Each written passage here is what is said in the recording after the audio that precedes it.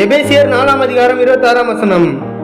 நீங்கள் கோபம் கொண்டாலும் பாவம் செய்யாதிருங்கள். சூரியன் அஸ்தமிக்கிறதற்கு முன்னாக உங்கள் எரிச்சல் தனிய கடவது. Ephesians chapter 4 verse 26. In your anger do not sin. Do not let the sun go down while you are still angry. Amen.